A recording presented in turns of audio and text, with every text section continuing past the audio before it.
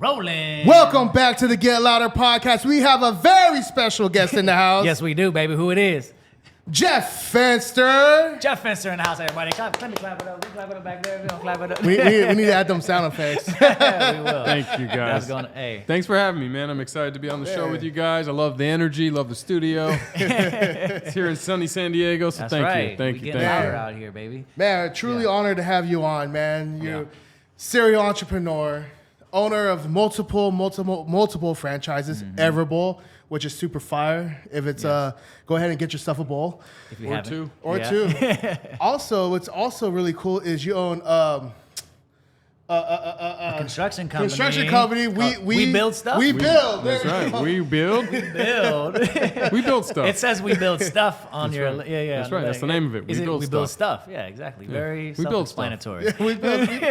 we build stuff. It's Yeah. gonna be cool to see the. I mean, I feel like I understand the connection between the two, but I would love to hear you talk more about that. Which is Definitely. almost like a McDonald's-y swag type of thing. Little you know, vertical integration. Little vertical of it. Yeah, yeah, exactly. little vertical integration. And you also have a book. I do. Yeah. What's the book called? Relationship bank account. Man. Let's and I was go. saying exactly because you've mentioned that a lot of times. I heard you say that on your podcast a lot. Yes. Just filling up that bank account with the relationships that you can cash in. It's When you need everything. to. Who Yeah. you know, right? Not what you know, it's who you know. I don't need to know how to do anything if I know the right people. And we can all build those relationships, but it takes strategic effort, it takes focus, it takes investments where a lot of times we feel uncomfortable to do it. But sometimes you just need that right relationship. It's incredible how much money I have made because of the people I know and how I've met some of those people. And a lot of times people sit on the sidelines with their business or life and they go, I just don't have the right network. I don't know how to meet them. Pay attention because they're everywhere. It's just Right. about it's saying yes when life says, hey, you should come to an event or you should go out there and not just be on your phone when you're in a restaurant because there are strangers walking by. Make friends with them. Yeah, Those people could add a ton of value to your life. absolutely. What kind of advice would you give people? Like, for instance, over my time, I've networked with some very powerful people, right? And I felt like I knew all this huge connection, but I didn't know how to be able to utilize my network in order to make money. Like, I didn't want to. I hate asking people for favors. I didn't want to come across as another person just trying to get something out of them. I always want to Give value. be your friend first, right? Sure. That's the right way to do it. Really? It's the way I do it. I never start with what can you do for me? It's what can I do for you? How can I help and lead with value? And you do that, it's making a deposit in your bank account. It's literally like getting a paycheck and depositing it in the bank. Over time, you've built up a lot of wealth, right? Just like if I deposit money every Friday in my bank account, then I see a pair of new shoes that I want, I can go and withdraw the money and go buy those shoes. Well, if I make a lot of deposits, do a lot of good things for other people and help them without worrying about what's in it for me, when the time is right, I can strategically ask, or they just naturally will feel indebted to me, right? Or you. They'll just say, you know what, that guy's so cool, or that girl's so cool. They've been so awesome for me. They know I do Everbowl. I'll get a random phone call or text. Hey, Jeff, I thought of you because, or We Build, or on Evolve Studios, or on Evolve, one of my companies, and they'll just shoot me a text or a call and say, I thought of you because I didn't have to ask them. They're just out in the world thinking Right. about me because I try to help. I say yes to everything I can. Yeah. Do you have certain things, like I guess go-to things that you do in the beginning stages of a relationship? Not to make it seem strategic, which is less genuine, I guess, but because I feel like some people may struggle with, okay, well, what value can I provide? Is it is there certain ways you ask, oh, how can I help you? Or is it just offering your service for free? Or what are some of the ways that you kind of make deposits? Well, let me start with what you said Yeah. first. Because we want it to be genuine. No, every relationship is Yeah. selfish. Right. Let me make sure that sinks in. Every relationship is selfish. My relationship with my daughters is selfish. If I do something for my daughter, if I buy her a new bike, I take her to the zoo, it's selfish. Yeah, it's for her, but it's also for me. It makes me feel good. That's my kid. Right. If I help you out and I come over to your house and I do you a favor, it's selfish. It's making me feel good. Right. So we got to people are like, oh, I want it to be genuine. It's not. It's selfish. Everything we do is selfish. Even donating money to a charity is selfish. Why? Because if I put my brand on it or I let them know, hey, this is from Jeff Fenster, or this is from Everbowl, put my name up on the wall, that's marketing, Right. right? Yeah, I'm giving them money, but it's selfish. It's to help me. If it makes me feel good, it's selfish. It's to help me. There's nothing you can do that isn't have some selfish element. Right. So don't worry about genuine. Being genuine is how you do those things. So if I want to help somebody, it's not giving my services away for free, because how am I going to pay my bills? But it's asking good questions. It's understanding what are their pain points. Like, we could have a conversation and people show what they're interested in with what they're wearing, what they're doing, what they're involved with. If I know, if I'm here in your studio and I've learned already, you guys do content for lawyers. Well, I know a lot of lawyers. Could I not make a couple introductions for you guys just because I want to help out? Hey, have you talked to so-and-so? They're a good friend of mine. Let me connect you. Right. That cost me nothing. That was a simple text. Now I did 2 deposits. I helped you guys and I helped my buddy, the lawyer, right? Yeah, it was selfish. You're going to remember I did that. He or she's going to remember I did that. But I made a deposit with both of you. I led with some value. Yeah. Or I know you're a new parent, right? You have two young kids. So maybe I know something. Hey, have you been to this event at Legoland? Let me connect you with my friend at Legoland.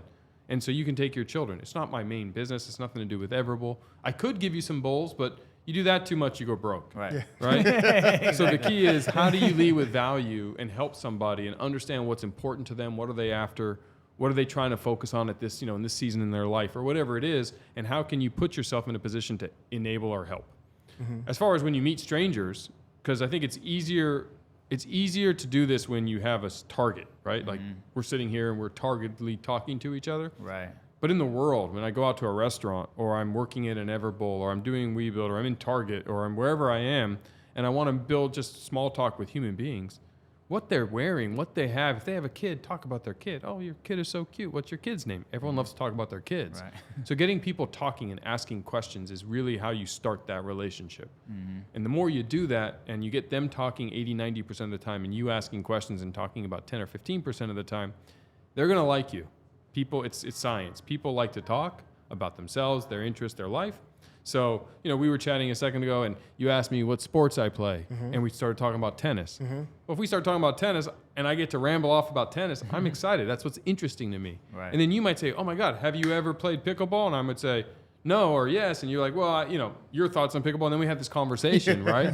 But now we're building a relationship. Right. And it has nothing to do with business. And the idea is to build friendships. Friendships develop from there. And so when you think about, well, how do I monetize that relationship? The key is to build deposits first, to build wealth. And you do that by leading with value. Over time, I like tennis. You might be like, hey, I saw this new tennis racket. Have you ever used it before? That's just a way to communicate in 6 months from now when we haven't talked in 3, right? And you're like, well, how do I reach back out? I want to talk to him, but I don't want to just, I'm interested in tennis. I'm interested in these things. So that's the easy launch pad to talk about, not business, but tennis. And I'm like, oh man, he's so cool. He's always thinking, yeah, no, I haven't tried that racket. I'm gonna go check it out, right? Or about kids, or about life, or business, or travel, or whatever those are. And now you have that steady cadence where you're getting to have those communication path with this individual or these individuals. And over time, it plays out. Now, if you're trying to say, well, how do I immediately make money? This is not an immediate game. This is a long game. Right. This is the fact that you're gonna be doing this for the next blank number of years. That time's going to happen whether you do this or not. So if you want the secret path, it's like, it took me 5 years to become an overnight success, or 17 years to become an overnight success. It takes time to develop relationship capital. It takes time to build it into something that is a incredibly valuable asset. I'm 40. I've been doing this since I was 14 years old. So yes, when you go back in time, it's been 26 years of developing relationship capital to where now, yes, I could start a company with you guys sitting at this table, and overnight probably get us to the top of the industry with who I know. I couldn't have done this, 20 years ago. Right. I can today. And so my point, especially to those listening, if you're young in age or young in business, start now. Because 5 years, 10 years, 20 years is going to happen whether you start now or you don't. Right. And like all things, when's the best time to invest in something? 20 years ago. When's the second best time? Today. Yeah. Right? So we can't go back in time, so do it today. And you can start, my very first business was a payroll company. Okay. And this is an important story because I want to express the power of this, especially with social media and how much time we spend on our phones. I was 25 years old. I was a young dad. I had a little 3-year-old kid, started my first company, was figuring that out. Right.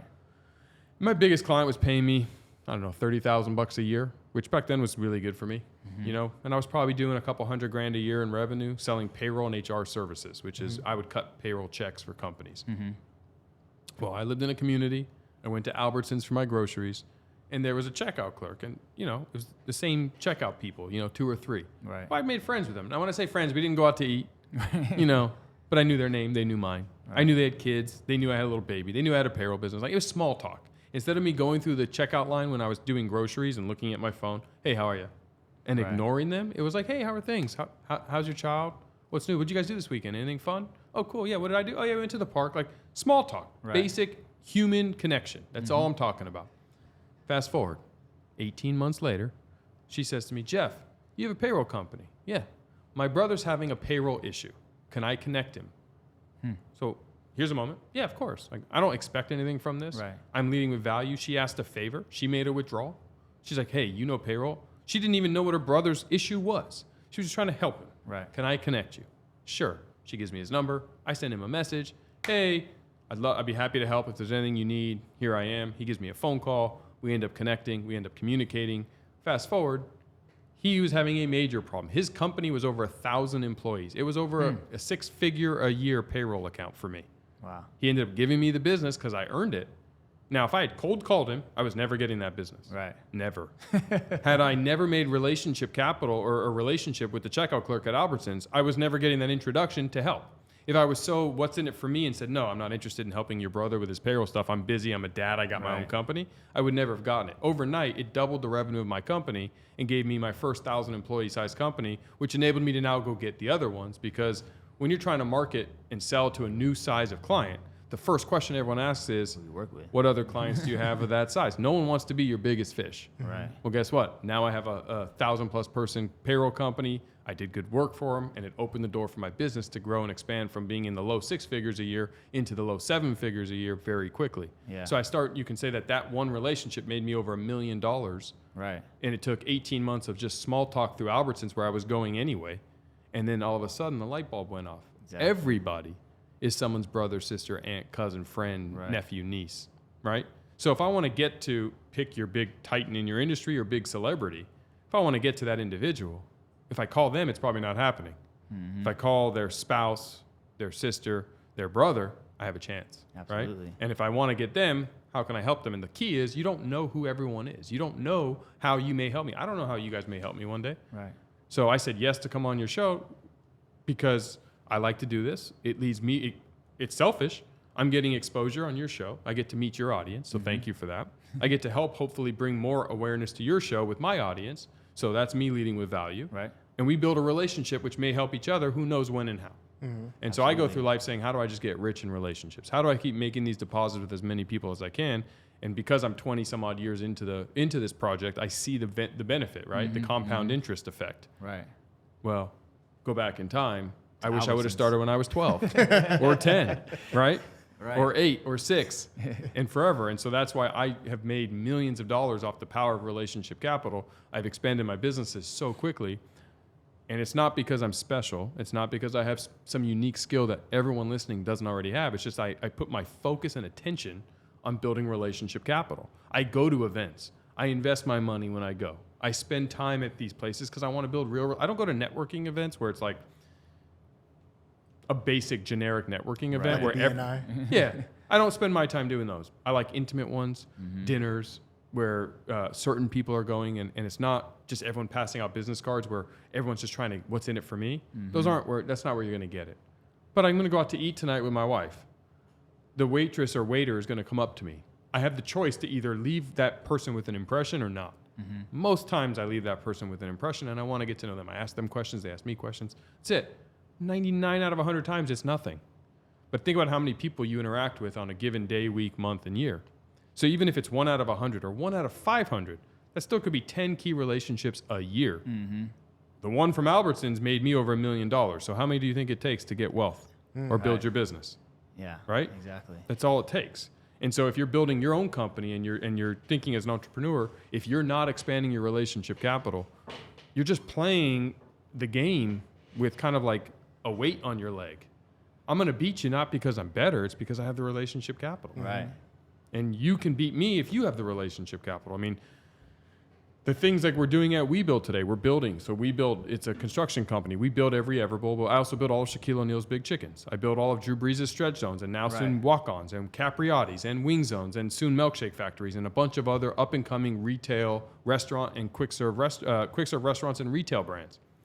Well, you say, well, Jeff, how are you getting these relationships? Because I have, or how are you getting these contracts? Because I have the relationship capital. Right. Because I know Shaq gets to learn about WeBuild gets to now build Big Chicken. Well, guess what? Because of that, now I'm going to start building Mark Wahlberg's municipal gyms. Right. Because of that connection. Because who else do you do? I do Shaq. Right. Oh, instantly I have credibility and validation, right? So your relationship capital can buy you credibility. It can instantly buy you what you're looking for, the time. How long have I had in my construction company? Can I even build? No one's asked me that question. They assume I can because I'm doing all these other things. Well, we were going to ask you that question. I don't know how to build anything. He's asking himself all the questions we're going to ask him. Sorry, but I don't build anything. I don't know how, but my team Right. does. And that's also Right. what relationship capital does, is it allows you to get access to human beings who can support your business with the skills that you don't already have. I don't need to learn how to build if I can attract and recruit amazing people who can. Right. Right? How do I get access to those humans? Relationship capital. Yeah. So that's the secret money that isn't money, but it's the capital equivalent or It's money equivalent that invaluable. everyone. Absolutely invaluable. And you know what? And today it's easier than ever, where a generation of people who are antisocial and introverted, and they live their whole life going when people walk their dogs, they're on their cell phone. Right. Right. No one is. When they're in line, they're on their cell phone. So if you could be that one person, like you're saying, who's not on their cell phone, who says, "Hey Jeff, how you doing?" And then over time, you're not gonna remember my name the first time or the second time, but maybe by the third or fourth time, you're like, "Jeremiah, how you doing?" Man, we're on name-to-name basis now. What do you do again? What you do again? Yeah. Yeah, exactly. And it's so easy to find it. Like you're wearing a black shirt, but oh, that's a really cool shirt. Where'd you get it? My cousin actually got it from the Philippines. Oh, that's cool. Are you Filipino? No, I'm not. You're just visiting on vacation? But those kinds of now we're having a conversation. Oh, what does your tattoo mean? That's a really cool watch. Where'd you get that pen? Right. That's a really cool tattoo. What's that? You have a tattoo that means something to you. Right. So now I'm hitting something that's personal, right? So it's about being genuine. It's about being interested. And so David Meltzer, Right. my mentor, has a saying, be more interested than interesting, right? Be more interested in the humans that you're interacting with. And if you find yourself wanting to talk about you, you're missing the entire Right. equation. Yeah. Right. What- Truthfully. You said something. You said you started when you were 14 years old. What were you doing Yeah, I at was gonna ask the 14? same Yeah, I was interning for David Meltzer. We've been lifelong friends. Right. And so he's a little older than me. And when I was 14, I started to work at his first company. And that was my first experience to where we didn't have smartphones back then. I didn't even have a cell phone back then. I had a pager. So this was pre-cell phone. Yeah. Pre-internet, pre-cell. Well, internet was there, but not really used the way. 90s. Yes. Yeah. Yeah. This was 96, 97. Great years. Yeah. Yes. And it was different way of doing business, a different way of life. Yeah. And actually, one of the first companies that I worked with, it was really human interaction was more important. And I think that's what exposed me to it, because not everyone was on a phone, right? And you didn't have access to people. I couldn't know, even if you were famous beyond, like Kim Kardashian couldn't be Kim Kardashian in 1996. Right. There was no social media. There was no internet. So being a kid, it's like, unless you're on the cover of one of these 8 magazines that came to my house, I don't know who you are. Yeah. You know what I mean? Or Sports Center. Yeah. Like, Right. that was what You gotta be on that was my TV. information. Yeah. And one of the 3 channels I watched. Right. You Yeah. know? So you didn't have that ability, right? So everybody was a stranger, and being bored was the thing. Like, we just didn't have something to occupy our time. Sitting here in a waiting room, it was pick up the magazine or sit. Like, there was no Right. technology. And so being forced to interact and just seeing all these great people, I'm naturally always been interested and charismatic, and started talking to human beings that were much older than me at Dave's company at these events. And from there, I started to realize, like, oh, this happened, and this happened, and this happened. And this individual I'd see again. I'm like, hey, you remember me? And even though I was a kid, they remembered me because I took interest, right? Right. And a 14-year-old or 15-year-old or 16-year-old kid who takes interest was unique back then. Right. And so I started to understand. Then they would make a comment to Dave, and Dave would come to me later and go, you know, John had some really nice things to say about you. Good job. And now I got positive reinforcement. Right. Right? Or, hey, did you talk to Sally? Oh, no, I didn't. How did you not talk to Sally? And now I'm getting not reprimanded, but reprimanded for Right. not realizing that she's who I was supposed to talk to, and I didn't know better. Right? I didn't meet everyone in the room. And he always kind of mentioned that. And so you start to understand, like, oh, okay, who I know is so important. And nepotism's real. Yeah. Like, you 100%. think about any major business. Oh, that person, I got passed over for the job because, you know, the boss's nephew got it. Right. So underqualified. Yeah, but it's the boss's nephew. Yeah. I can tell you, my nephew's getting the job over you too. Right. Yeah. It is what it is. It is Real, what it is. real. It's welcome to the real world. Yeah. Like Yeah. we can cry about it or you can accept it. Right. So what's the second best thing? If you can't be their nephew, be the nephew's best friend. friend. Right? Look at LeBron James's agent, Yeah. Maverick Carter. He was his best friend friend. growing up. He knew nothing about sports agency world or nothing about all that, but Now he's LeBron killing said, it. I trust him. And that's the part. If you go in my companies, I traditionally only work with friends. I disagree with, I don't do business with friends. I only do business with friends. Yeah. It's it. And I have a trust element because if I don't trust you, I don't want to do business with you. Right. That doesn't mean I won't hire somebody who isn't my friend, but I'm going to try to become friends with them, or I'm going to have a certain layer of trust because I know somebody they worked for, or I know somebody who knows them very well. I do have a few people that were just off a resume, but for those, it's a little harder for me. Like I struggle with that because I want to work with people I trust and love, and loyalty is important, and having that level of relationships. So I build a big circle of really close relationships, the best I can. Big circle of close relationships. Now- That's the I goal. like it. You talk about a small circle, but you got a big circle of I want a close big circle of relationships. close relationships. Absolutely. And I think probably a good reason why that works is also the culture you bring around yourself and the people who work for you.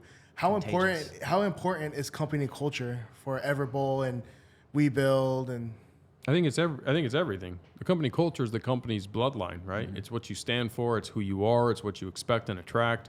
So if you're not clear on your culture, if you're not clear on what is required to work with you at your company, for me at Everbowl, make friends and have fun. If you don't bring that level of attitude to our environment, it's not going to work. You're not going to last long, and we're not going to want you, right? So we're clear on who we want, and so we put out in the world, and we attract those kinds of humans to come join the team and expand what we're doing. So I think if you don't have clarity of culture, you're probably not going to have a great organization. Yeah. have you ever been put in a situation where you said you only hire your friends, and have you ever had a fallout with a friend where you had to fire him, and if you did, like how did you handle that, and were you able to rekindle the relationship later or leave on good terms, or is the bridge just burned? Both, all the above. The best man at my wedding, my former closest friend on the planet, is no longer, we're not really close anymore. Yeah. Still love him, Yeah. but we're not close because it didn't work out at work, and it didn't work out because of breach of trust. And that's a friendship layer. Usually you think about, this is the challenge, when you're the boss, I don't fire people just because I wake up and feel like firing somebody. Right. You fire yourself. Let's just be blunt and straight. Of course. Minus a financial issue that causes me to have to let people go because we ran out of money. Right. If the Could be a company's layoff. thriving and you're getting fired, you fired yourself. Now think about why you fired yourself. Lack of integrity, lack of effort. Were you just relying, oh, that's Jeff, he's my best friend, I don't have to do shit? Or did you not perform, right? I have an obligation to my company, a fiduciary responsibility to my investors, an obligation to all the people who work on the team that we all be remarkable, bring our best, and kill it. If you don't do those things and you're taking advantage of our relationship, then you're the one out of alignment, not me, right? If you're dishonest, you're the one out of alignment, not me. If you aren't doing those things, then it's just a question of that. Now, regardless of it working out, it would never have interfered with my friendship, but it doesn't always, that's not a mutual thing. Right. People take personal to that. So now that you'd say, well, why would you want to risk your friendship then? Well, my attitude is risk my friendship. If we're really friends, if you define friendship, why would you have ever behaved that way? Right. It's not on my side of the court. I'm going to be what I'm going to be, which is you want to work with me, I'll give you the opportunity. And I will Right. always give my friends the opportunity. And if we leave on bad terms because it didn't work out, how good of a friend are we still to this day? And what is the basis of our relationship? I'm going to lead with integrity. I'm going to be the best version of myself. I'm going to hold myself and you to the highest standard possible. Right. I expect your best. And I tell everyone before they work with me, I expect your best. And if I know you that well, I know what your best is. So Right. if you don't bring it, you're not going to be here long. Yeah. And if that means you can't love me anymore and you're going to hate me for it, well, then that's a mirror moment for you because you're missing out because I didn't change who I am. You changed. I told you up front what's required. You want to work with me? Let's go. But when we strap it on and play, we're here to play. Right. When we're hanging on the couch, I don't need that from you. We can still hang out on the couch. We just won't do business together. And if it carries over, then that's a risk I'm willing to take because I believe relationships are more important than then, and they have to stand all the tests of time, not just when we're hanging out on the couch. Well, that's my boy, but when I need him the most because we're talking business, he's not there. Well, then you're not there. Yeah, definitely not. Can you tell us about what took place from when you were working with David Meltzer, 14 years old, 15 years old, that bridge into starting that payroll company? Like, I know it's probably a lot that took place, Sure. but like, what are the kind of the key points that led? Well, when I was young, I spent a lot of time interning. And let's say I wanted to get paid, but Dave didn't want to pay me. Right. Dave doesn't like to pay interns. He's like, that's why you're an intern. Yeah. You know what, though? His attitude is, Yeah. I don't need you. There's a million yous. You want an opportunity, it's going to cost you. You make an investment or don't come at all. Right. Sucks for me. Sucks for all the interns, or does it? You're Right? learning. I've made millions of dollars off what I learned from him. So I spent years learning instead of earning. I still had a side job on the side selling pizza and making pizza at Pazzo's Pizza. So I made some money for take my girlfriend out. Went to college, graduated at 21, went to law school to be a sports agent. Dave ended up becoming the president of Lee Steinberg Sports Agency. Right. So I had a job lined up. Had a kid in law school, graduated law school, and decided I didn't want to be a representative of athletes or a sports agent. Travel the world representing them. I wanted to be a present dad. And again, this is pre-smartphone days, so to be a sports agent meant you were physically everywhere. There was no Zoom. I mean, Zoom, that was like on the Jetsons. Like there was no such, like no one thought about that, you know? Star Trek. Yeah, it was like, I didn't even know what that was. Zoom what, you know? What are we in a car? Like I had no idea. Yeah. So I graduated law school with 6 figures in law school loans and no idea what I was going to do with myself. So I got a job selling payroll for ADP. Okay. To make some money. And my first 6 introduction. months there, I was the number 1 sales rep in the country, first to make President's Club, leveraging relationship capital. Here's where I got paid for all those years. So I was 24. So the last 10 years, I'd say I'd interned at 6 companies for Dave. Spent probably 5.5 or 6 years working for him in one way or capacity or another, never made a dime. Yeah. Start my own got my first job at ADP. I'm selling payroll, and I get a territory. I need to go sell payroll to business owners. Call up Dave. Who do you know in National City, San Diego? Why? Because I'm now selling payroll at ADP. Well, he gave me some connections. I made some contacts. I sold some payroll. I leveraged my relationship capital off Dave to get me that. 6 months in, number 1 sales rep, made President's Club, 6 figures, just bought a house. This is the greatest. Golfing 3 days a week, working like 10 hours, living the life. Yeah. Thought, oh, wow, I could do this forever. And I had earned a bonus of $17,000, which was bonus meaning it was supposed to go into my base pay. I was making $38,000 a year plus commission. If I sold this amount, I'd make $54,000 a year plus commission. So I went to my boss in January of 2008 and said, when do I get my raise? And they said, July. I said, why July? And they said, fiscal year ends in June. You'll get it in July. I'm like, no. I just bought a house. I got a kid.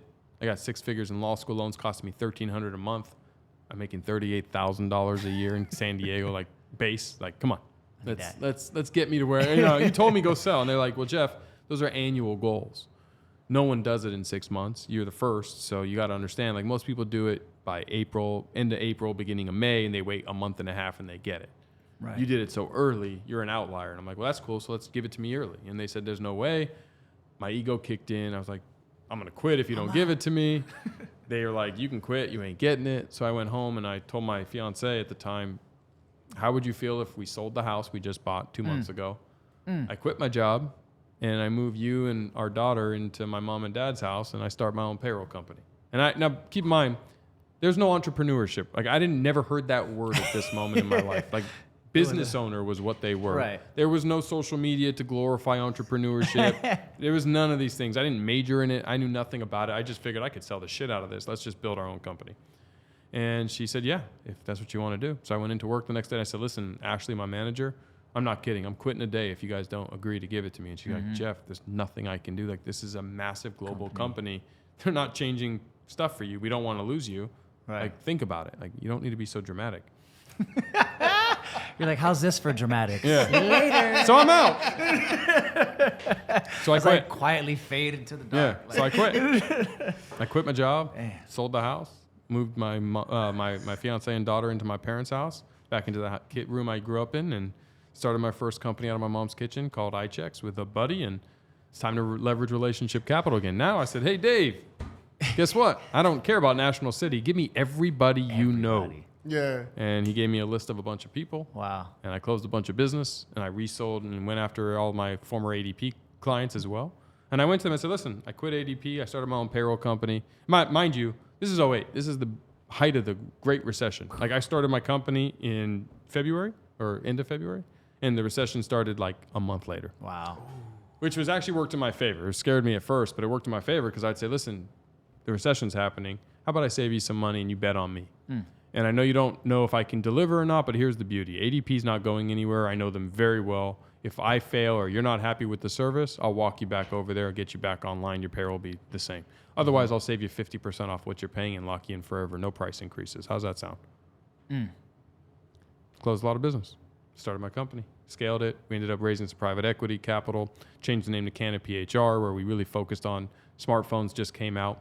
Apple came out with the iPhone, and apps was a thing that we all take for granted. Right. So we built one of the first HRIS, human resource information systems, online using apps, and allowed people to have their own self-service portal where they could look at their W-2s and apply online and have it feed into the employer. Like all the technological stuff we talk about when you think about how do you apply for a job and work at a company, that we kind of were one of the first companies to build it, and we sold it at the end of 2011.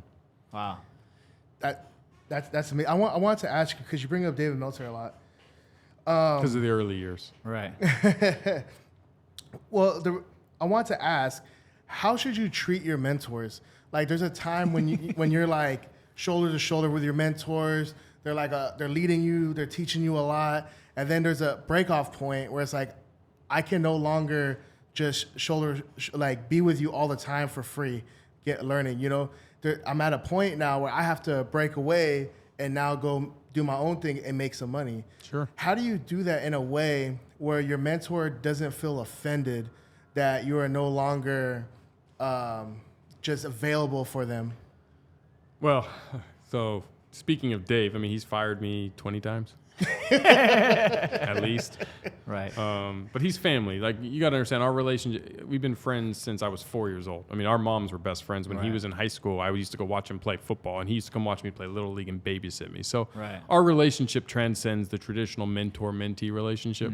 Most mentors, like I have other mentors, and other people have helped me along the way.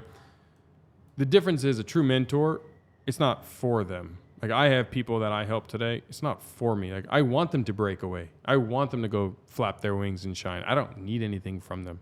That's just the honest truth. Dave didn't need anything from me. I was free grunt help. Like, you need someone to take out the trash at these events, you can go pay somebody, or little Jeffrey will come and do it, you know? I'll just let him in the room, and he'll do whatever the hell we want. Right. You know, so he was using me from that, but it wasn't really benefiting him that much, right? So it shouldn't offend them. If it offends them, then you got to really, again, it goes back to the same thing about relationships with your buddies when you work together. Why are they offended? Right. Like, if I'm truly your mentor, don't I want you to shine? Absolutely. So if you come to me and say, Jeff, it's been great, man. Like, I've learned so much, but it's time for me to go do my thing.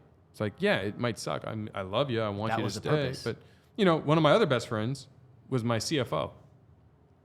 And after COVID happened, he had an opportunity to go become the president of the Las Vegas Aces, the basketball team.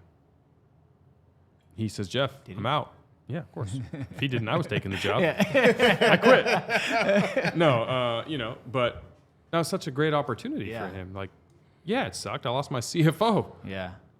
I wasn't like, oh, you're supposed to be my friend. Like, you should tell this incredible, like, I love you. Right. The job and what we do together is second. Like, you were honest about it. It's how you feel. It's really what you want. Dude, I support you. Go do your thing. I'll figure it out.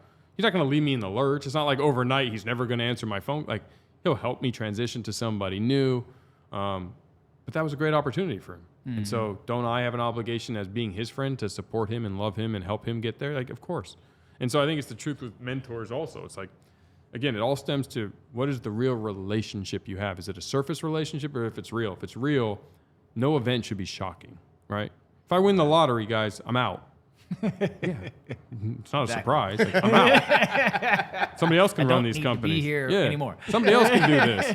You know, or if, you know, my wife was like, we have to move to Alaska because it's my family. Like, I'm going to do what I have to do for my family. Like, that's respectful and understanding. It's about doing it with honesty and integrity and transparency. And if if you do those things, it shouldn't be an issue, Yeah. right? And when you seek mentorship, if you're looking for it, it's how can you provide value? Because just being there and saying, hey, please help me become better. Well, what's in it for me? You know, like I said, I took out the trash. Little Jeffrey would do whatever David asked. And that's what got me in the room. And then when I didn't perform good because I was a teenager and a dumbass, he fired me. Right. Then I would tuck my tail and come back 6 weeks later and go, okay, I learned my lesson. Let me back in the room. So that was going to be my next question is what at that age kept you going back and knowing that it was worth being there for such a long period of time? Truthfully, I don't know. It was different companies. It was also that I always had this thing in the back of my head that made me realize I wanted more in life. And because I didn't have social media, because I didn't have this ability to see how other people were doing it, my sphere of influence was so small. I didn't know that many human beings living in a community in San Diego without the internet, right? So he was one of the few people that was doing what I thought was cool stuff. Like he had this company, then he was the CEO of this company, then he was over here doing this, and it was like, hey, Jeffrey, we just launched this company. It's called Corporate Connections. We're gonna be bringing together all these executives from all over, and you can come and guess what? I'll let you golf at this amazing golf course as a payment. Right. Hell yeah, let me get out of San. I get to go on vacation and go somewhere. Yeah, let me do that. Like it was just fun stuff for me. And so I was just like, I saw somehow I had the maturity to see that opportunity enough. Granted, I took for granted a lot of it. Because I was a young, dumbass kid, which that comes with it, right? What do they say? Youth is wasted on the young and wisdom's wasted on the old. But that's part of it, right? That's part of the journey. That's part of the process. You have to go through it. You have to stumble. The key is, and what I learned from that, even the things that I didn't, I learned what not to do from Dave. Dave wasn't the greatest mentor either back then. He was learning how to do it, and he was a dumbass also. I mean, he was. And he'll look back, like me and him are quasi, we've almost finished it, and we just shelved it for a while, writing this book about the mentor-mentee relationship over 30, 40 years, and what are the pain points. I can assure you he is much better today than he was with me, because I knew him back when drugs were a thing, lying was a thing. I mean, this was before he filed bankruptcy and almost lost hundreds of millions. I mean, he was a different guy. You know, he was making millions of dollars in his 20s. Well, you can imagine what we were, stupid shit we were doing, right? Like dumb things, drug use when concerts, and I have access, you know, and it was just bad situation overall. Great situation, but a lot of 20-year-old things. stuff. 20-year-old stuff, and I'm a teenager, Just right? going ham. And then it was 30s and 20s, and then now it's, you know, he's in his 50s, I'm in my 40s, but then it was 40s and 30s, and then now, and so over duration, yes, he has matured, I have matured. But for traditional people listening, you don't have that relationship. How do you get the mentor and mentee? It's about understanding that the number one thing a mentor wants is you to take advantage of the opportunity.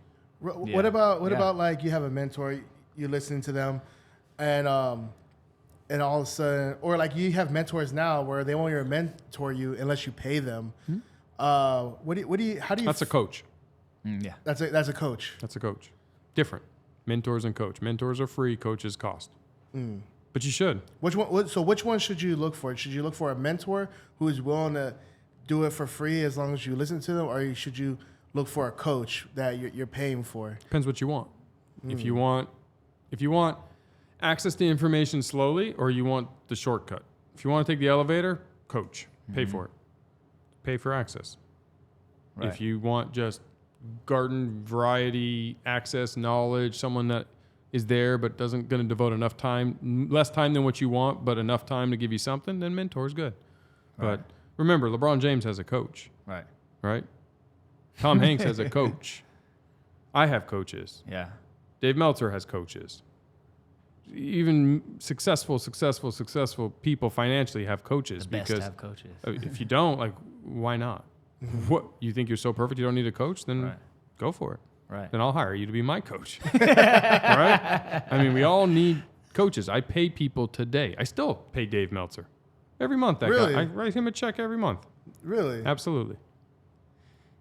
It seems like he's taken, I mean, because he's heavy on social media too, and it seems like his mentorship and his speaking and his coaching has kind of grown. Is that the side of things that is he focusing on now? Yeah. Yes. Yeah. And you know, me and him are different. Like, he's less about companies, and now more he's about his coaching and speaking. I'm building companies, and it's just a different path. But Dave's a world expert at relationship capital. He knows everybody. And if you want access to that relationship capital, you can earn it or you can pay him for access to it. Which one do you want? Which one do you feel like is will better serve yourself, like earning it or paying for it? Well, I'd say pay for it. Why do you want to wait? It's faster. It's faster. Yeah. I mean, Ferraris are never cheap. You never seen a Ferrari on sale. Black Friday, they're not like, hey, Ferrari's 20% off. Yeah. Walk into a Ferrari dealership and try to negotiate the price. Right. You know what's going to happen? They're going to tell you, actually, we're sold out for 4 years. I'm not kidding. I was in a Ferrari dealership. Me and my wife went in, was looking at, I really was interested in that Ferrari SUV. They're like, we can't sell it to you. I'm like, what do you mean? He's like, you don't understand. I was like, till when? He goes, no. The only people who can buy this car Ferrari are owners. people who have already owned multiple Ferraris. I'm like, so you mean to tell me if I write you $1 million for? He's like, Jeff, you could write me a check for $10 million. I can't sell you a Ferrari SUV. Right.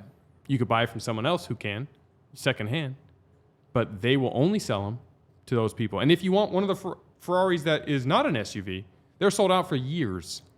Right. The only thing available in these showrooms are secondhand consignment cars. And guess what?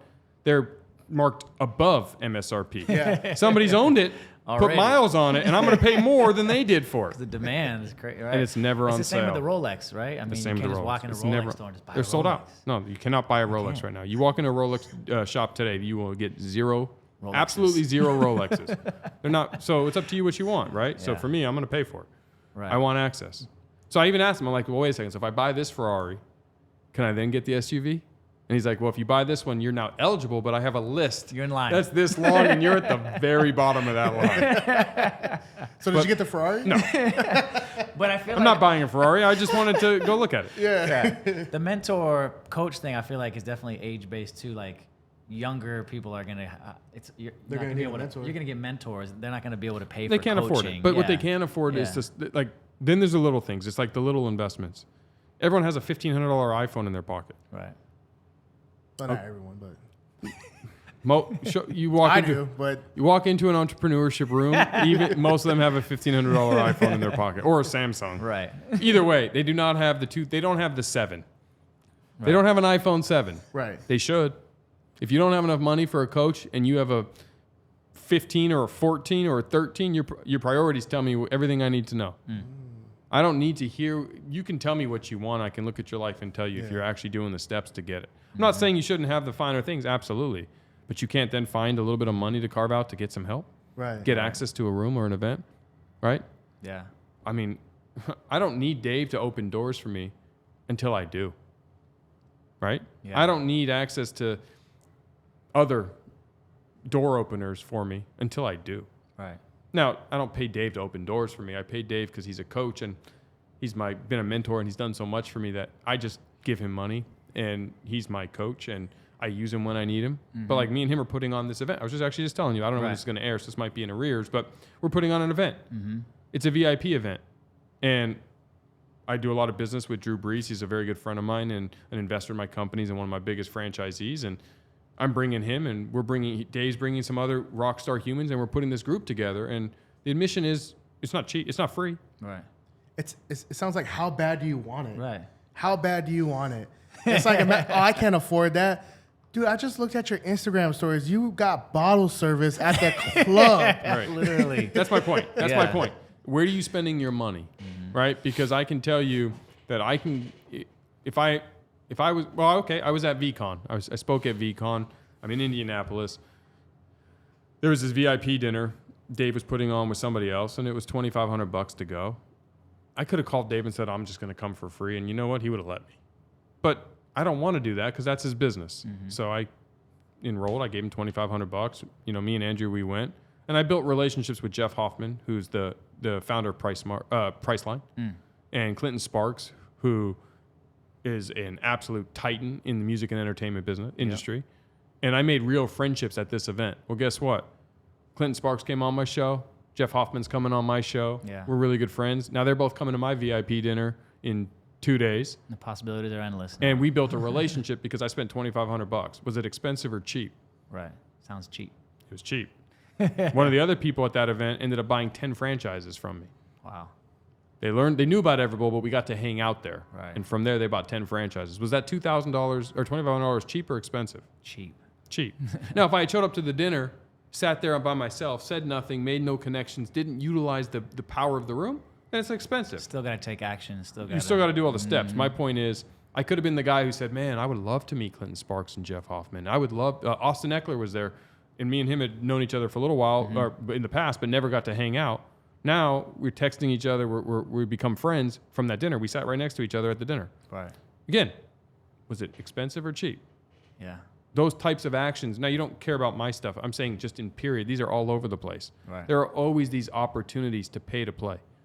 And pay to play is what you have to do. And if you don't have the money to play, look at what you're spending your money on. Because if you're not getting where you want to get, reinvest your dollars into better things. Invest it in the stock market, invest in real estate, or invest in yourself.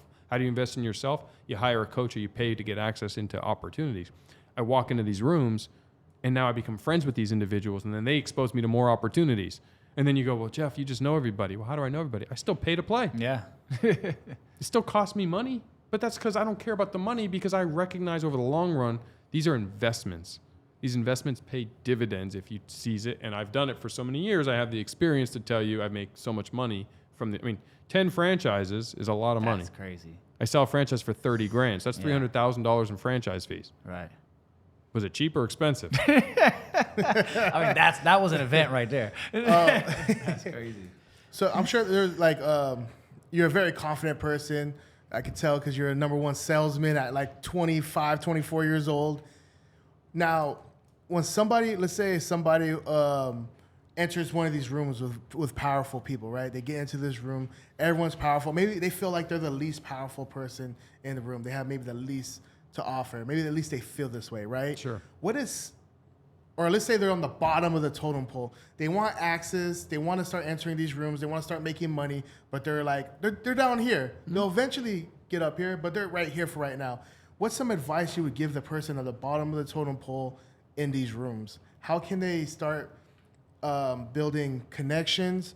Maybe they don't have too much to offer that these people need. Do you need to have something to offer before you enter these rooms? What is something they can do to at least get their name known in these rooms? Well, number one, ask good questions, right? Mm-hmm. So, what are some good questions? Well, like an example, I could walk in the room and let's say I didn't know who Clinton Sparks was, but really quickly I'd go up to one of the people I bought access to, and I would say, "Who's that? Why is everybody talking to that guy?" Clinton Sparks. Clinton Sparks. Put it in my smartphone, my expensive iPhone or whatever. It'll tell me everything I need to know. I'll see what they're interested in. Oh, he's doing this, he's doing this, he's doing this. Now I got some homework done. So the first 10, 15 minutes, I'm surveying the room. I'm just kind of seeing who's who, what's going on. I'm going to learn about the people I don't know about, or if I see somebody I do know, oh my God, that's Jeff Hoffman, man. I've heard him speak. What an amazing rock star. Okay. What do you think people like to do? They like to talk about themselves. Jeff, I'm such a fan. I got to hear you speak at this event, instant connection. I paid to be in the room, and this is an intimate room, right? This isn't a mass 2,000, This is a 40 to 50 to 60 person intimate setting where everyone's there understands this is why we're all here, to meet each other. Right. So you already have that immediate ability to go up to anybody in this room and talk. Jeff, I've been so excited to meet you. You know, me and him, when we met, we had both heard about each other. We had never met. I started asking him questions. What gave you the inspiration to start Priceline? Like, how did you come up with that? Yeah. Now he's telling me his story, and I'm asking more questions. Oh, cool. And then he starts telling me about his charity work. And instantly, it's like that lit him up. You could see it in his eyes. Well, how do I get involved in that? Right? I want to do more stuff with him. So we started chatting about that. I would love to take part. If you ever need, now if I have money, I can donate money. If you don't, if you ever need a volunteer, I'm sure these events take up so much time, Jeff. I don't have a ton of capital yet. You know, I'm still up and coming, but I'd be more than happy to donate my time. I would love to come to one of your charity events. I'd love to give my time and just help out in any way I can. It's my way to give back. One day I'm going to write you a big check. I'm not there yet. But you know what he's going to say? That's incredible, Jeff. Jeff, but that's what he's going to say. And we're going to get it. Can I give you my information, or can I get yours, and I'll send you a message? That way you have mine. Let me know. I'll be there. Now I have Jeff Hoffman's cell phone number. All right. Jeff, I want to thank you so much for last night. I couldn't stop thinking about your story. Now I send a follow-up. it just moved me. I went and researched more about your charity work. I think it's so incredible. I see your next event is in Austin, and but I'm making this up. This isn't real. Jeff didn't have a charity event coming up in August. This is just for example, but a hypothetical. I see you have this big event coming. I want to be there. So again, please let me know how I can be of service and help. Yeah. I stood out. Absolutely. He saw I was interested, more interested than interesting. I did my homework. I did my follow-up. I care. And that's what people, especially successful people, want to see. Like me and Dan Fleischman, another really good friend of mine, he's a investor, franchisee, and good buddy. When I asked him a question on my show, with all the business plans you get, how do you narrow it down? He goes, man, I just asked for a business plan. All these people want me to invest in their company. I say, send me a real business plan and financials. You know how many people send that? two out of 100? Yeah. Everyone asks for it. Nobody wants to put in the work. So all you have to do to stand out is just do the little bit extras, right? So you go into these rooms, it's like, pick your business. If I was a marketing company, I'm going to find opportunities. If I'm in real estate, I'm going to make sure everyone understands what I do. If I'm in podcasting, I'm going to get awesome guests. Hey, Jeff, it was so great to meet you. Next time you're in San Diego, I really want you to come. Like Jim Quick. I got to meet Jim Quick at the one in VCon as well. And since then we became friends. I saw him we both spoke at an event in Utah last week. I met him at the same VCon dinner in Indianapolis. Now, I knew who Jim Quick was. I never met him. We get to chatting. I'm like, Jim, I have to have you on the Jeff Fenster show next time you're in San Diego. He's like, Jeff, I'd be more than happy to. Saw him again in Utah last week. We're chatting. He tells me when he's coming to San Diego, he's coming on my show. Nice. So for me, that was a win. That's all I wanted. So understand what you want to get out of it. And sometimes it's just relationships. It's just to learn and have a good question teed up for whatever it is you're trying to learn. If you don't know what you want to learn, well, then you have to take some time to self-reflect. But if I'm up and coming in my industry, I want knowledge. I want deal flow. I want opportunity. I want to know everyone and them to know me. So follow up properly. And then I take notes in my phone. It's a little hack I do, but like I take little notes. Like when we leave, I'm going to know that you have 2 kids. You don't yet, but you're waiting, right? Like little things about each other. So when we talk, I already don't have to remember because I'm not going to remember. Right. You meet so many It's a lot of people. So when I pull up your name in my phone, it's going to give me all my notes. Like, oh, he or she likes this. They have this as their family. This is their significant other's name if they have one. This is the age of their kids. So when we talk next time and I'm like, how's toddler life? Right. Instantly you're like, oh my God, he really remembered. I didn't. Right. It's not that I didn't want to. In my notes. It's not that I didn't want to, but I took the time to make notes, which should matter more. Exactly. I cared enough about the desire to have a relationship with you that I took frickin' notes like I'm in school. And that matters more than the fact that I just have some great memory. You know what's funny is I used to do that in my 20s, but only when I was like talking to girls. Sure. Like every girl, I talked to so many girls, I couldn't remember them or their name. The different but I would put emojis. her hair color, everything. I'll notice they got, hey Sarah, I noticed you got red hair now. But it works in business as well. I just thought it was no, funny. it does. It works really well in business because people do it to me and I love it. Yeah. And I know what they're doing and I love it. Yeah. Because you know what? It shows that you care. Yeah. You put enough effort in to try to remember or write down something, that's incredible. Right. Birthday, favorite color, favorite food, don't like this, love this, Padre fan, Dodger fan. Although if you're a Dodger fan, I don't like you. Go Padres. Yeah. Just kidding, but go Padres. Not really. But those kinds of things matter. You know what I'm saying? Like that's how you're going to build genuine relationships. And it's just incredible what happens. I mean, like honestly, I started a digital marketing agency and I partnered with a guy named Neil Patel who's world famous at digital marketing. I didn't know Neil. I didn't know him. Yeah. I didn't know who he was. So from day one in as a digital marketer, I partnered with one of the greatest in the world because my friend I went to school with, Pat Flynn, introduced me. So was I lucky? Yes.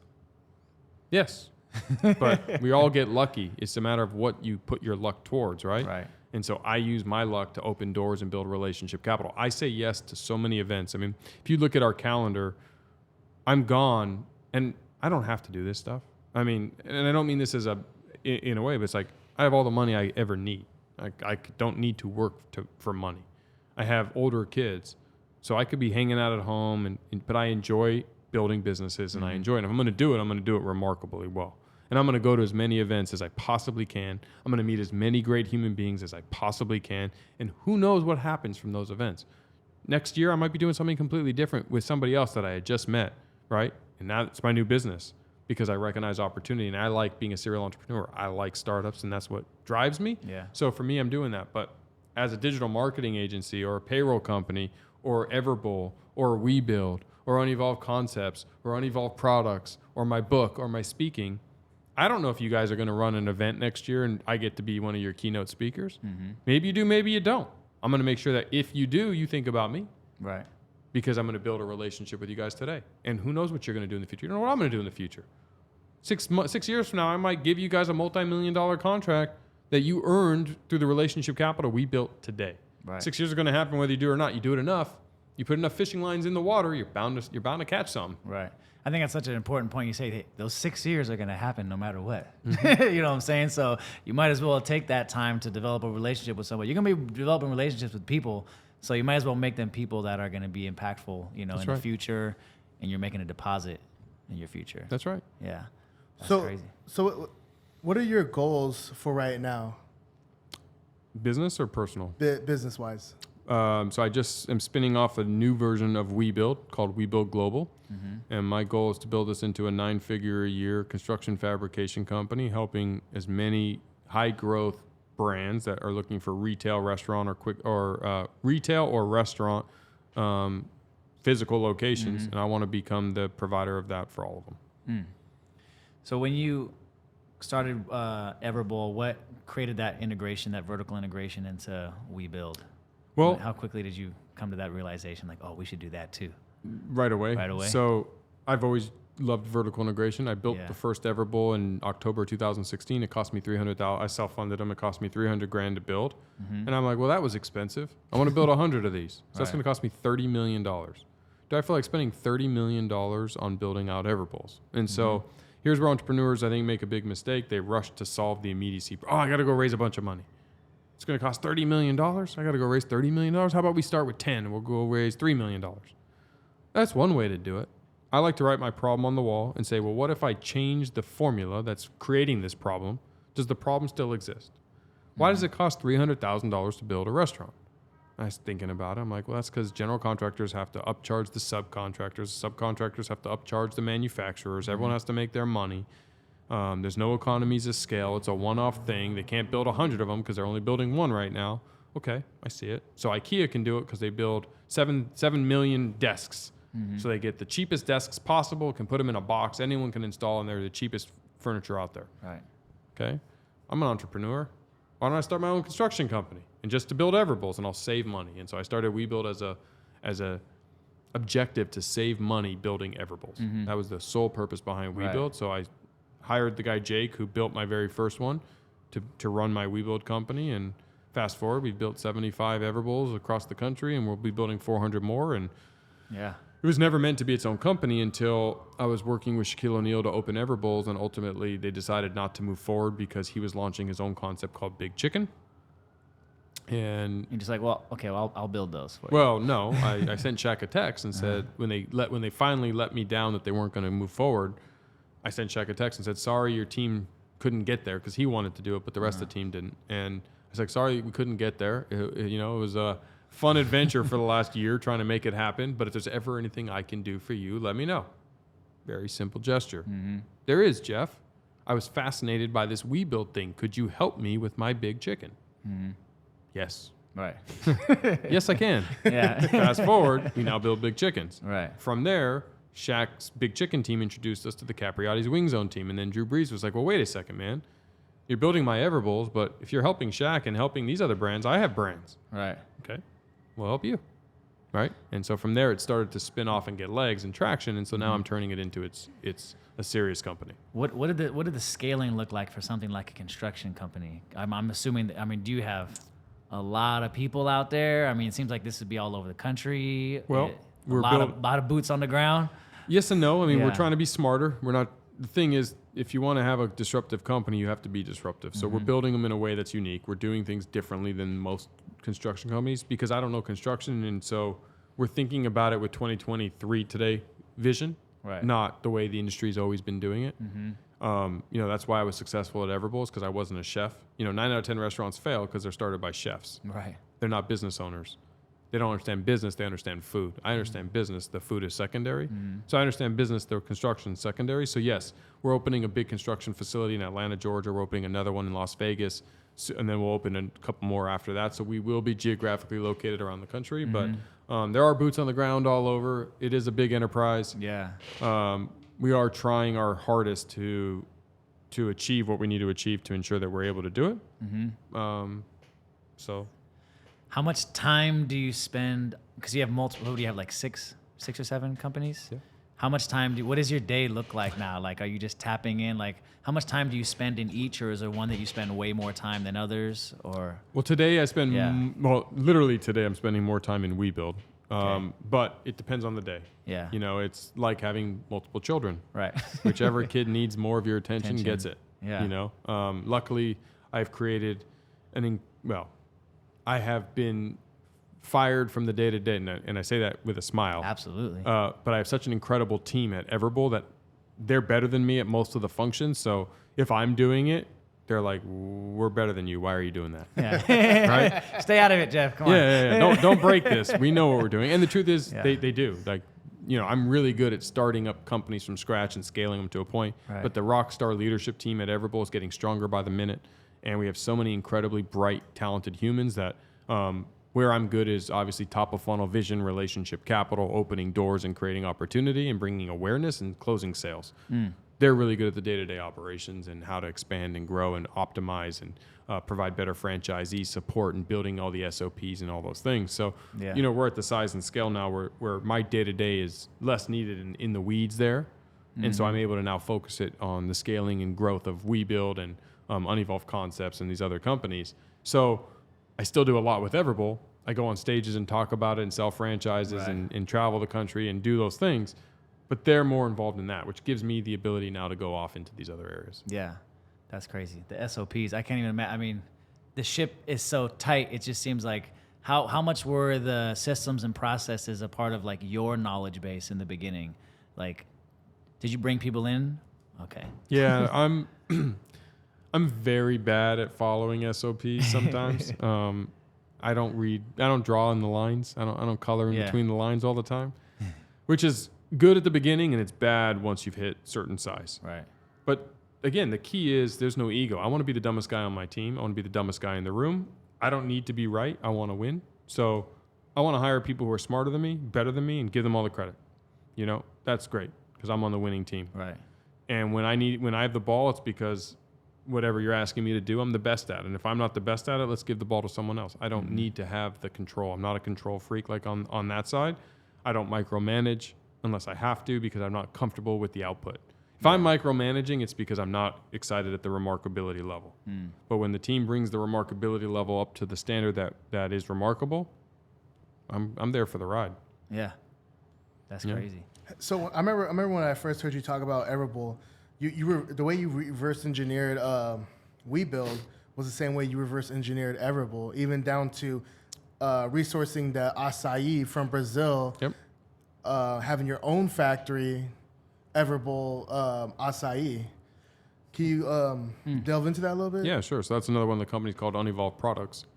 And same thing. It's about vertical integration. It costs too much to source our own these ingredients. We were paying middlemen companies to do it, and it just didn't make sense from a scale size, right? I wanted proprietary flavors. I wanted to build and control my own supply chain.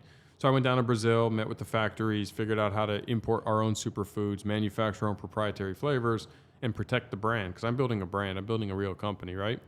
And one of the things that really triggered that is I went into a coffee shop in San Diego. At this time, I had 8 or 9 Everbowls.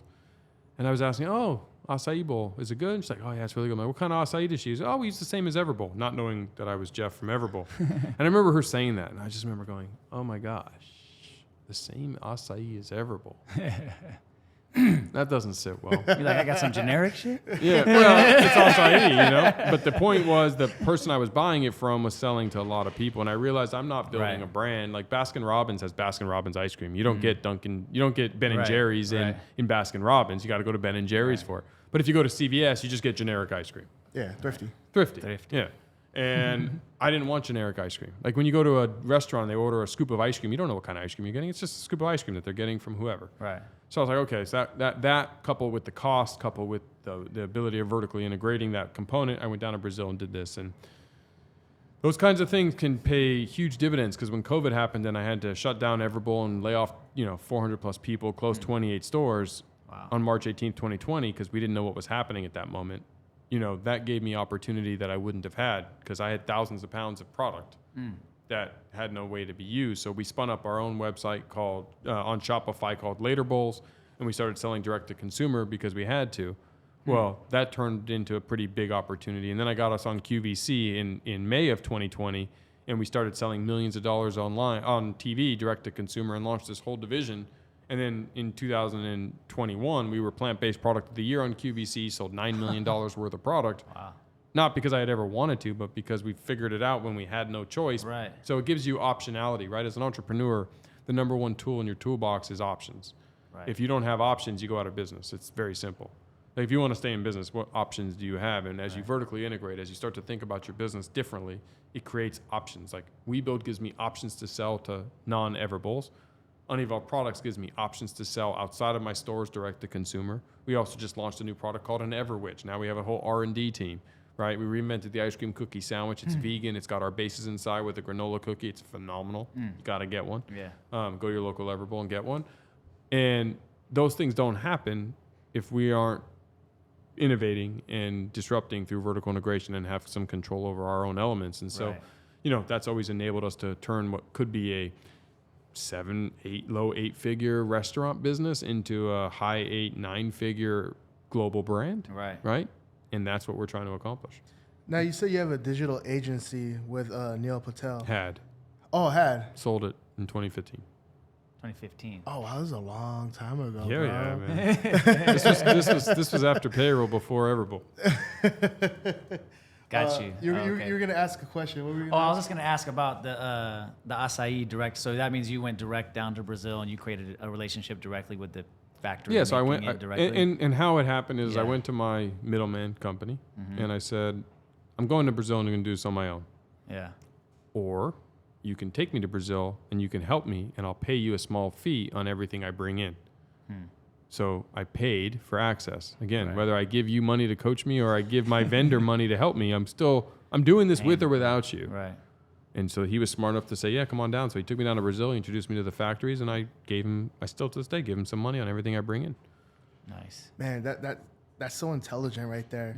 It's like the price of doing business. You have a little tax. You're paying your tax on your way up to the top. That's right. And do you feel like you should be offering this tax to everyone you try to do business with? Because money's the ultimate motivator, right? It depends on not everybody, but yes. The short answer is yes, right? If I'm trying to think of a good example, but if I need your help, if I want your help, I can ask for it and maybe you help me, or I can pay you because we're in business and you'll help me. Right. And you might say, well, wait, why would your middleman company go down there and do that and cut themselves? Because I was doing it anyway, and he knows me. So I'm not someone who just says those things as threats. Like, he understands, like, I'm going to Brazil, and I will figure this out. And I will bumble my way through and eventually be bringing in what I'm bringing in. And I'm going to pay a dummy tax, and it's going to cost me a lot of money, probably with a bad shipment, and get screwed here. But by the end, I'll figure it out just like he did. Because, it's not that hard to do business in the world. Yeah. Or he can get a few pennies on every piece of acai I bring in forever. Right. Which one's better? Yeah, absolutely. He made a smarter move. He made a smarter move, and I made a smarter move. Exactly. Was this something that you knew innately, or was this something you were taught, or you seen other people do it? No, you just got to think about how you would react. Yeah. Like, it's so easy when you put yourself in the position that you're trying to sell to. That's one of the tactics in sales that people forget. It's like you think about only what's in it for you instead of realizing, like, wait, if I was on the other side of this, what would I need to make this deal happen? And when you can answer that, you can sell to yourself, and that's the way it works. If I was him, I'd be like, I'm not helping this guy unless he pays me. So pay him. Right. Exactly. Right? It's Gotta There's be the what's in it answer for them. Yeah. And what's Both the benefit sides. to me? I save money, I control my own supply chain, and I get immediate access to information and knowledge that he's built over a decade of importing acai from Brazil. Shit that you're not trying to learn, or Right. He's mean- forgotten more than I'm ever going to know. I wonder. Have you ever thought about what it would have been like if you just went and did it by yourself? No, I don't want to do it the whole way. You were like, I know I'm paying his ass no matter what. Yeah, Like, I'm fine. I don't have an ego with it. I don't Right. need to be known as the guy who can. I'm not. Self-made is stupid. I don't want to be self-made. I want to be brought up and carried on the shoulders of titans. Bring me there too. right? Yeah. Now you're very ambitious, and with most people with ambition, they're it's sort of like squirrel. You know, you get this idea, you want to see it through. How often do you ever get in your own way with get an idea? Oh, maybe I can turn this into a business. Maybe I can turn this into a business. Maybe you were like this in the beginning. Maybe you've learned to take it easy, just work on what you're working on, build that out, then work on something new. Definitely guilty of that. I call it entrepreneurial ADD, and I have it. I'm better today, only because I'm older and more tired, probably. But the truth is, it's just now I understand what I want. You know, I'm trying to build my main thing, Everbull, and my goal with Everbull, you know, I have investors, and I'm trying to sell the company for a couple $100 million one day, and to do that, I have to grow and develop this. Now, if one of these offshoot ideas, whether it's WeBuild on Evolve Products, you know, the book, the personal brand, if it doesn't help Everbull at all, I wouldn't have done it. But everything started as a piece that helped Everbull. Now, if it creates an abundance of other opportunity like WeBuild, well, I'm still an entrepreneur. We're going for it. We're going to do it. We're going to go after it. We're going to go win. Yeah. But it didn't get started because I had if I have plenty of ideas, lots of ideas, and I'm like, oh, I could go do this. It has no connection to Everbull. We're going to wait. Execute and finish the mission I'm on, right? But along the way, there's little offshoot companies that I can create that can even turn into bigger than companies than what Everbull could be. That's great. But if it doesn't help Everbull today, I'm just not interested. Yeah. And that's why I do in the personal brand, because I get to go on stages and I get to teach entrepreneurship. And when I do that, I teach through lessons and stories. And guess what? I talk about Everbull and I talk about WeBuild. Do you know how many franchises I sell from stage without selling a franchise? Yeah. Simply because I'm talking to a room of either entrepreneurs, wantrepreneurs, or solopreneurs. And when I explain to them how I built Everbull, utilizing vertical integration, how my core values work, how relationship capital works, who's involved, why it's a good business, why I'm so excited about it, you can't unforget that. Right. You're not going to unhear it. So now you're going to go, well, shoot, I really want to have my own business. I've been looking at franchises. I should check out this Everbull thing. Yeah, you should. You know, I was just with Deshaun Jackson a couple of days ago showing him stuff at our office for WeBuild because he's got his own concept. And he's like, well, maybe I should open some Everbulls too. Yeah, maybe you should. You know, it's funny. I was talking to Jason a few weeks ago. I was like, man, should we open up some Everbulls? Yes. Let me answer that for you. Yes, you should. So But it works. can you pitch us on how great it is to own an Everbull? Like how much money can I expect to make? How much does it cost to start? So franchise law is very specific. Okay. I can't give you all that information. Okay. I'm not allowed to. Gotcha. What I can do is tell you how the business works, and then I can connect you with franchisees who own them, and they can give you all that information. Interesting. And that's the best sales tool ever, right? Is Right. when you have franchisees that own Everbulls and are going to be the people that are going to talk to you about it and tell you why you should own another one. I mean, I can tell you whatever I want. Right. When Drew Brees tells you I They're own gonna sell 150 Everbulls because Does he really own that many? he does now, yeah. 150. How many do you have total? 453. Does Everbull cater? We do. Oh man, maybe. Yeah, called maybe- Evercater. Catering kills it too. If you haven't had Everbull cater, you haven't had catering. Well, we're Yeah. throwing a networking event Yeah. in a month. So you got to have we're- Everbull here. We're thinking about maybe. Okay. We're thinking. I think we might do Everbull catering some that would be Everbull. dope. Yeah. Yeah, well, you know what? That I can close right now. How are we going to make this happen? Well, Well, it's a small we're about to networking have event. like How many 20 people? people. Like, That's 20 fine. It's 20 yeah, people. 20 people. We cater for 20. Yeah. Yeah. Let's go. All right, okay. So what kind of is it like a discount per when you get a certain number of bowls? I mean, for Or you is it guys, just- whatever it takes. I'm not worried about the money. We just we need to help you up your catering game. That's true. You want to have the best networking event, right? Yeah. What kind of experience do you want for your people who come to this event? Do you want it to be like best. world class or just mediocre? Ever class. You want it the top? Yeah. Then you have to have Everbowl. Otherwise, it's just like everyone else's. Yeah. So All how Right? does So let it- me actually, I'm going to Okay, save go. you guys from making a mistake. Tell You know, us. it's like if you don't choose Everbowl, you're kind of setting the standard you want for this catering event. So if we get catered by Everbowl, is it kind of like a buffet thing, or everybody has their own It's little? up to you. We thingy, offer like- all types. We can drop it off. All the bowls are pre-made. We can Yeah. have it to where the bowls are made and everyone gets to top it themselves. Right. Or we have Everbowl staff there catering to each individual, making So- it for That's them the on top, demand. top. So like the bowls that are pre-made, how do we keep them from melting? We do that for you. You have Ever coolers. We have coolers, but no, it depends. Like if it's if we have a staff there, then we keep them cold the whole time. If we're just dropping it off, we give it to you in a way Yeah. that stays cold. Oh, okay. Yeah. Nice. Yeah, and we'll talk about prices afterwards. Yeah. No, it's not even that expensive. It's pretty Oh, much really? very What similar is- to the price of a bowl. Oh, okay. Oh, no way. Yeah, it's not much. A couple $100 will cater. No way. Yeah. Oh, we're definitely Yeah, doing yeah. Everbowl then. No, it's not crazy at all. I mean, if you want the top, it might be $15 a head or something, $12 a head, $10 a head. Like wow.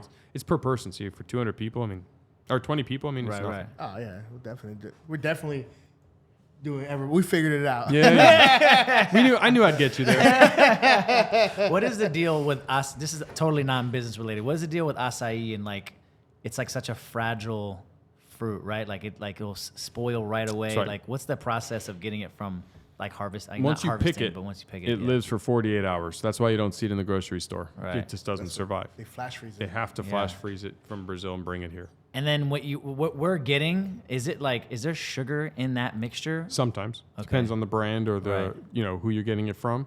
It doesn't have a ton of flavor, and it looks like a blueberry, but most of it is a big seed. And so what we get is there's pulp, and then there's kind of the juice and water inside. And so it's how much pulp is in your mixture, which dictates the flavor profile and all this. There's unsweetened acai, which isn't very sweet. There's sugar sweetened acai. There's coconut nectar sweetened acai. There's guarana sweetened acai. There's acai that's sweetened with other fruit sugars and other palm sugars and all types. Right. And there's no right or wrong way. It's just a question of which brand, which company, how you want to flavor your Because in the acai. beginning, I thought I was like, man, this is just ice cream, bruh. No They're just ice giving us cream. purple ice cream. No dairy. There's no dairy, but there is like we don't sweeten it with table sugar. Right. We don't have that, but we do sweeten it with coconut sugar, Nice. and it's fruit sugar, and it's to make sure you like it. Yeah. But it's loaded with antioxidants. Mm-hmm. It keeps you looking young. It keeps you healthy, Mm-hmm. and it's a superfood. And the more of that you eat, the less garbage you eat. Yeah. I had acai in Brazil, and it What was part? Sao Paulo and Rio. Okay. 'Cause I used to go down there a lot for music. Yeah. Speak Um, Portuguese. Eu falo pouco. Okay. Tudo bem. See? Tudo bem? Firmeza. All right. You're coming with me. You're my interpreter. Hey, bro. Now my boy Josh Canup, he's we did music together, and him and I kind of went down there and visited, and then this whole journey of Brazilian music kind of started for us, Yeah. going back and forth. He ended up learning the language very fast because he stayed down there for like 6 months. And then now he's like a Brazilian entrepreneur, or Brazilian influencer, and Sure. entrepreneur and stuff like that. But yeah, Brazil trips are fun to say the least. Yeah. I spend more time up in Belém in Castanhal, which is in Okay. the northeast. Yeah, it's a big country. Yeah, very poor region. Yeah. In the rainforest on the Amazon. It's not a tourist destination. Right, Dangerous. Dangerous just because of poverty, right. not because they're not incredible human beings. It's just a matter of the sheer poverty level is to a point where if you ask somebody, they're not mean people. They don't have mean spirits, but they have to feed their family. And if sometimes that leads to things that make you a little uncomfortable. So it's the ability to give back into the region is important. And I try not to just take, we give back. We import acai seeds from local families that make bracelets for us and jewelry that we sell in our stores. Nice. We send kids to school. We're building some schools down there in the process. We're trying our best to not just take from this region. Would it be considered fair trade? How you guys get? It would be considered fair trade. Obviously, the yeah. standards aren't called that, but yes. Gotcha. Okay. Yeah, we try to work with factories that pay a good wage to the Mm-hmm. workers, and I'm not there. Right. So could there be something going on that we would not be happy about? Of course, but that's true anywhere when you're not there the whole time. Right. So. But that's great that you got it. You give back, and then you have different items that are locally made and stuff like Yes. that. That's cool. Yeah. Man, this was a pure value, valuable. I don't even have to. Well, I'm gonna ask it anyways because it was just tips on tips on tips on advice on advice. Like, if you ain't got a mentor, watch this podcast. And the entire game is in this podcast. What kind of advice would you give the 20-year-old, 22-year-old up and comer, any age? 14 or whatever. What kind of advice would you give them? They want to get into business. They don't really know what they want to do yet. They know they want to be an entrepreneur. They don't know exactly how they're going to make their money. So what kind of advice would you give them? Well, I'd start with relationship capital, right? I'd start with making sure that you're around the people that you aspire to become. Because seeing how they interact, seeing how they operate, getting and understanding their vernacular and how they conduct themselves and what their behaviors are and what they're doing will open the door and open your eyes for that same kind of opportunity. So I don't care what part of the country you're in. I'm going to Madison, Wisconsin next week to speak. I'm going to be in Boise, Idaho next week to speak. I was in Indianapolis, Vegas, Miami. You can find these opportunities everywhere. Start going to these events. Start being around successful humans. Because even if they're not a big influencer, big social media person, there's successful humans in every market in America and most markets in the world. Go and interact with them. If you have to pay for access, pay. It's a small investment. You're going to pay, people pay $40,000 a year to go to college. You could spend $10,000 a year and go to events, right? That's great. From those events, you're going to meet other people. Maybe you don't meet the person you wanted to see, the person on stage, but there's 18 or 50 or 100 other people who paid the same amount of money as you to get in the room. Build relationships with them. And then say, you know what, I'm aspiring to be an entrepreneur. You're aspiring to be an entrepreneur. You're aspiring to be an entrepreneur. You guys want to get coffee next week and talk about it? Who knows what we can come up with? Like, man, can you believe what they said on stage? What do you guys think we're going to take from that? What are you working on? I'm working on this. Or I'm thinking about this idea. Have you thought about this? Now you can build a whole partnership from just the people who are there learning from the people on stage. Now you've made new connections and new friends. Yep. And now you have access to those people's relationship capital. And one of them is going to say, well, my mentor, I don't have a mentor. You have a mentor? Who's your mentor? Oh, it's this person. Awesome. Can I meet them? Yes. Great. Now guess what? You just met somebody. And so it's so much can come from strategic activity. So my advice to aspiring entrepreneurs, the young individual, don't confuse activity and strategic activity. Don't be busy, be strategically active. Spend your time building towards a goal, whatever that goal is. And if your goal right now is unknown because you're not sure what you want to do, make it a goal to build 100 quality relationships as fast as you humanly can. Grocery store, restaurant, go into an event, set aside some money and pay for access to an event. I don't care whose event it is, go and spend some money. Because the habit of doing that, you're going to learn something. You're going to pay for it, but that's called an investment. It's got to sting a little, otherwise you're never going to act. Right. That's true. That's my advice. Man. The fire. Man. That was And awesome. get louder. That's right. Get louder. loud. Don't be sitting there on your phone looking down with your head down. Get loud. Get loud. That is the reality. Be Stand up. seen. You know what I'm Get saying? loud. Be seen. Man, you know what's funny though? One of my mentors, he was telling me, because I would enter these rooms, and I would just feel like very like less than, you know what I mean? I'm in these rooms, very high, I'm the least successful person in the room, right? And I was like, dude, how am I entering these rooms? Like, these guys are everyone's a multi-millionaire, and I'm not. And so I was like, I think I overcompensated by trying to like be the coolest guy in the room. And one day my mentor pulled me aside. He's like, hey man, you don't have to be the cool guy. Don't be the cool guy. Everyone knows where you're at. Just be quiet and listen. And then that will be, and then they'll be more willing to like coach you or build a connection with you. And most of us have all been there. I was broke. I borrowed money from my father-in-law, living paycheck to paycheck. I moved into my parents' house. Does it matter if I'm a multimillionaire now? I understand what being broke and young and dumb is. So if you're broke, young, and dumb, savor that. That's a moment in your evolution as you're expanding what you're doing.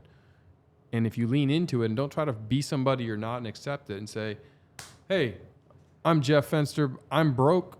I'm trying to make it. I'm here to learn. I don't know how to get there, but I came to this room because I want to meet a bunch of incredible humans like you guys. You've obviously proven that you know how to do it, and I'm here to learn as much as I possibly can. So if you see me doing something I shouldn't, or you have any advice, I want it. And if you come with that attitude, you're going to get it. And you're going to be receptive to learn from these people that have done it. They figured it out, or some of it out, right? And then you can start to say, oh, wow, what are the common things I'm noticing from all of these people? They're curious, they're interested, they're active, they're going. Why do you think a bunch of multimillionaires get into a room? They don't have to. Right. It's because they know that The power of that room. Yeah. That's the light bulb. Everyone Exactly. listening? Yeah. Why do you think they go? They're not all getting paid millions of dollars to go to this room. These people that I'm talking about at this event that I'm putting on, none of them are getting paid. Why are they showing up? Because the power of the room. Because whether you're Drew Brees or you're me or you're David Meltzer or you're any of these other individuals, they want to meet the other people that are kicking ass in life and taking names. They want to be around that. So they put themselves in that room because that compounds what they're doing exponentially. So follow what they're doing, right? They're going to these events. So get your ass to these events. They're going to these types of learnings. So get your ass to these types of learnings. They're listening to podcasts and educating themselves in areas like that are disruptive now, like AI and the things that are changing the world. So do those same things. If wealthy, successful people are doing it, there's a reason, right? So that's why I would say if you're not where you want to be, follow the example that others are doing, and then you'll start to realize that that's a commonality. I mean, there's so much benefit by getting around smart, intelligent people. And, you know, the Mathis twins have this saying, and I say it so much now ever since they said it, but exposure leads to expansion. The more you're exposed to new ideas, expands your mind and capability and makes you realize it's possible. And I never heard it quantified the way they say it, and it's perfectly said. And so that's why I regurgitate it as much as I can now, because the truth is, it works. Exposure leads to expansion, and exposure of information and Anything, people. right? I mean, take the 4-minute mile. Like we all know the story. Yeah. Nobody could run a 4-minute crazy. mile till one guy did it. Then everyone Everybody can do knows. it. And it was So 2 weeks wild, later, bro. because no one thought they could. It wasn't possible. So we all had limiting beliefs that the human body couldn't run 4-minute mile. The power of the brain. One person did it and exposed everyone to the fact, oh, wait, he did it. Right. I'm in good shape. I run. I'm right there. I can do it. Now I have the belief to go with it, and now I did it, which then exposed everyone else to it and expands the capability of everybody. It's the same thing in these rooms. It's the same thing at all of these events, anywhere in the world. And the reason I say rooms and events is because that's the quickest, fastest way to do it. Yeah. You're getting a consolidated group of human beings to one place. And that's why you see masterminds all over the place. Right. You should join one or two of them. Why you should have a coach. Why you should do all those things. What are maybe like 2 or 3 masterminds people should join? The problem is, and I'm not trying to dance around the question, but I speak at a lot of them, and I don't want to single a couple out at the expense of others. I would say that depends on your niche, it depends on your market, it depends what you want to do. Depends what you're trying to get. Some masterminds are experiential. They're going to give you the coolest experiences in the world, from private concerts. You know, my buddy Dan Fleischman has the 100 million mastermind. It costs $100,000 to go. I've spoken at it a few times. The people who go obviously are wealthy. They can afford $100,000 for a year. Right. But you're getting, I mean, we're renting out stadiums, and I got to speak on the stadium in the Diamondback Stadium, and then have a private concert from Ludacris. What? You know, like those kinds of experiences are cool. But if you don't have that kind of money, is that what you want? Or do you want more of the intimate, niche-focused mastermind that maybe it's in real estate, or maybe it's in entrepreneurship, or maybe it's in restaurants, or maybe it's in personal development, or building your personal brand, you know? So I would say to define what you really can spend this year on investing in yourself. Pick a number and write it down. And I highly recommend $12,000 or $12,000 be the number, $1,000 a month. Right. If you can't afford $1,000 a month, work a job to make $1,000 so you can reinvest in yourself. Right. Use part of that money for coaching if you can, or go to a couple of events, or go to a mastermind. You know, I have buddies that do niche masterminds with 20, 30 people, and you get a lot from those rooms. You really do. So I think that you can look at, there's so many. And if you want credibility, you want to find credible ones, vet them. Question I would ask, if I would get on with the salespeople of a mastermind, Can I talk to a few of your existing members? Right. And can I understand how much turnover you have on a year over basis? How many people stay in this mastermind again? If it's complete turnover every year, maybe it's not that great. Right. Maybe it's really good at sales. Right. Exactly. But if it's got a lot of repeat customers, can I speak to a few of them? Oh, we don't really like to give our mastermind names. No problem. Can I attend one at least for a little bit so I can get experience and exposure to it? No? Okay, well, maybe that's not the one for me right now because I'm new to this thing and I'm trying to dabble my feet. Right. Find the one that's going to help you. There's so many good ones. There are also bad ones. You know, that's the negative. Are the which mastermind should you avoid? The ones with high turnover that are just meant to sell you, that aren't giving value, you know, and you can feel it out after you've interviewed. And I would interview 20 of them. I'd call 20 of them, even if you have zero interest in attending, go through the sales process. You can learn so much about it, right? Figure out who else is in these things, who's speaking at them. You know, I try to speak at only ones that I believe in. Does that mean that everyone I speak at's great? No. Right. Because I don't know. I'm not in it. But I get to meet the people that are in it. And if they're enjoying it and gaining value, I like it. And that's all about the branding side and what you want out of it, you know? That's the key is everyone has a different endpoint. So for me to give you my endpoint might not be actually what you're after. Yeah. If I'm 20 and broke, I'm trying to make money. Right. Yeah. I mean, that's what I'm trying to do. I don't need to make money today. I want to make money, but that's not my main focus today. Right. My main focus is enriching my life in cooler experiences and meeting incredibly cool people and seeing Building and things. helping. Like if I'm going to spend time at an event, I want to be with people who are actually going to implement it. Right. I don't want to waste my time to talk for the sake of talking. I can do that with my kids. Right. You know that's why you should pay for a coach, because he will tell you exactly which ones to go to and which ones to avoid. But here on the when we're speaking to the general public, it's a more general answer. But when you pay for that coaching, he knows what your needs and wants are, and he'll be able to tell you exactly the exact game plan on what you need to follow. That's right. Jeff, can you plug in? Tell us where to find you. Tell us where to find you. Plug all Sure. your socials. Plug At those Fenster socials. Jeff on Instagram. One more time. At Fenster Jeff on Instagram, jefffenster.com, The Jeff Fenster Show on entrepreneur.com or any platform you can find it. On Amazon, you can get the book, or you can hire me to come speak on a stage or come hear me speak and hang out with me after. LinkedIn, I'm available pretty much on every and all platforms. I do respond. I like to make and build relationships, so happy to come on and highly recommend you watch my new show with Entrepreneur. It's called The Jeff Fenster Show, where we reverse engineer success, where we bring on successful humans and figure out what those common traits are that we were just talking about. What makes successful people successful? There's a formula. If you follow it, success comes. And that's on entrepreneur.com. They It's can find available that. on all the platforms. Plus, it's it's a partnership with entrepreneur.com, so Nice. it's on their website and all their syndicated channels, YouTube. Come watch, come listen, come hear, come learn. Absolutely. Thanks so much, Jeff, man. this is the most value-packed show we've ever had. Oh. Thank you for coming on. Than's for having me, Appreciate you, guys. man. Yeah, that was a lot Really of fun. appreciate it. It's been fun. Thank you. All right. This And has been that- another. Sorry, go ahead. And that's been another show, the Get Louder Podcast, and we out.